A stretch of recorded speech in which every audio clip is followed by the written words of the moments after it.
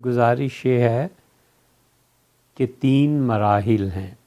ہم اگرچہ پہلے بھی اس کا جواب دے چکے ہیں کچھ اجمال سے، اور 3 مراحل کی تفصیل یہ ہے کہ ایک آدمی سے کوئی ایسی حرکت ہوئی اور پھر وہ اللہ سے توبہ کرتا رہا۔ جب کوئی آدمی تربیت کے مراحل سے گزرتا ہے تو یہ ہوتا رہتا ہے، گناہ اور توبہ کے قصے چلتے رہتے ہیں۔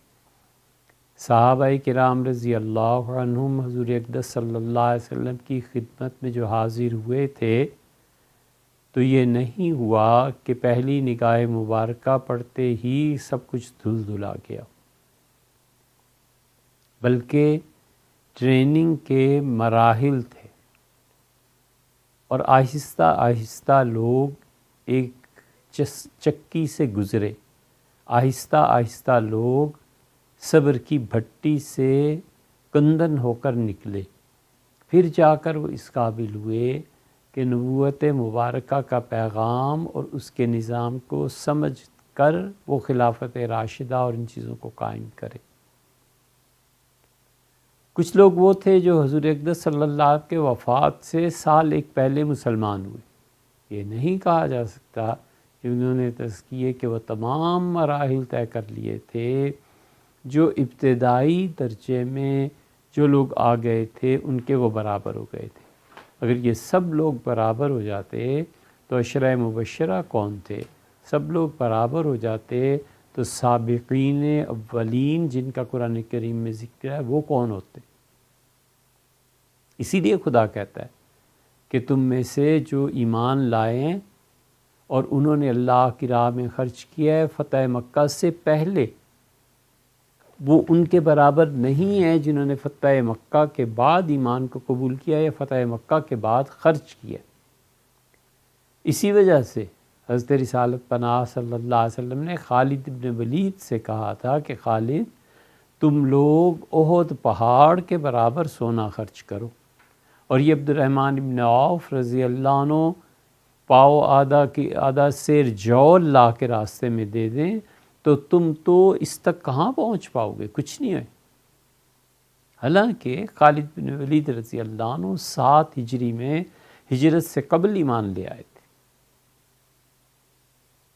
تو اس لیے یہ ٹریننگ کے مراحل ہوتے ہیں، اور اس گہری بات کو سیدنا عمر رضی اللہ عنہ نے سمجھ لیا تھا۔ اس لیے آپ ان کا آخری خطبہ شہادت سے پہلے جمعہ کا پڑھیں تو انہوں نے کہا کہ لوگ خلافت کی بات کرتے ہیں، میرے بعد کون ہوگا؟ میرا خیال ہے یہ 6 افراد ہوں گے۔ اور پھر انہوں نے کہا کہ جو لوگ خندق میں مسلمان ہوئے ان کا سب سے زیادہ بدری حقدار ہے، جب تک ایک بدر والا بھی دنیا میں موجود ہے کسی کو حق نہیں ہے خلافت کا۔ اور پھر فرمایا احد والے، اور فرمایا پھر خندق والے، میں نے تو انہیں قریب نہیں پھٹکنے دیا خلافت کے۔ فتح مکہ اور اس کے بعد انہوں نے کہا میں نے بالکل انہیں قریب نہیں آنے دیا خلافت کے۔ یہ عمر بن العاص رضی اللہ عنہ وغیرہ چاہتے تھے کہ کم سے کم اس کمیٹی میں ہی شامل ہو جائیں جس سے خلیفہ کا انتخاب کرنا ہے۔ سیدنا عمر رضی اللہ عنہ نے کہا جن لوگوں کو اور ان کے باپوں کو ہم نے مارا ہے اور ہم لڑے ہم سے اسلام کے لیے، وہ چاہتے ہیں، وہ جو خواب دیکھ رہے ہیں نا، انہیں معلوم ہونا چاہیے کہ میں نے تو ان کو قریب نہیں پھٹکنے دیا جو احد کے بعد آئے تھے، تو میں کیسے ان لوگوں کو قبول کر سکتا ہوں؟ اسی لیے صحابہ کرام رضی اللہ عنہم کی جو غلطیاں، جو چیزیں لوگ کاؤنٹ کرتے رہتے ہیں نا، یہ سب اس ٹریننگ کا ایک مرحلہ ہے، اس میں ہو گیا۔ پھر ہو گیا اللہ نے کہا ہم نے معاف کر دیا۔ احد میں حضور اقدس صلی اللہ علیہ وسلم کو چھوڑ کے چلے جانا یہ کوئی کم گناہ تھا، لیکن جب قرآن نازل ہوا اللہ نے فرمایا ہم نے سب معاف کر دیا۔ جب معاف کر دیا تو اب کیوں کوئی پوچھے گا اور کیوں اس کا ذکر کیا جائے گا؟ تو اس لیے یہ مراحل ہوتے ہیں تربیت کے۔ پھر ایک جگہ پہ پہنچ کے اللہ کے ساتھ تعلق، اور یہ چیز ہے وہ تزکیے کے مراحل جب شروع ہوتے ہیں۔ ایک تزکیہ وہ ہوتا ہے جو عام عوام کا ہوتا ہے، ایک تزکیہ اس سے بھی آگے کا درجہ ہوتا ہے۔ وہ جو تزکیہ ہوتا ہے پھر اس میں اچھی چیزیں آ جاتی ہیں، صبر آ جاتا ہے، اللہ پہ بھروسہ آ جاتا ہے، یہ چیزیں آ جاتی ہیں، برائیاں چھٹتی چلی جاتی ہیں۔ پھر دوسرا مرحلہ یہ آ جاتا ہے موت کا، اس تک. اور پھر کبھی کبھی موت کے جو جھٹکے لگتے ہیں یہ بھی اسے پاک کر دیتے ہیں. تو ان مراحل سے گزر کے اب جو اسے معرفت الہیہ اس دوسرے درجے میں حاصل ہوتی ہے نا، جب خدا کی نشانیاں دیکھنے لگتا ہے، اسے سمجھ آنے لگتی ہے، دین میں استقامت ہو جاتی ہے، تو اب اگر اس شخص کی تنہائی پاک نہیں ہوگی تو ایسے کے متعلق ہم نے کہا کہ اس پہ اللہ عز و جل کی معرفت حرام.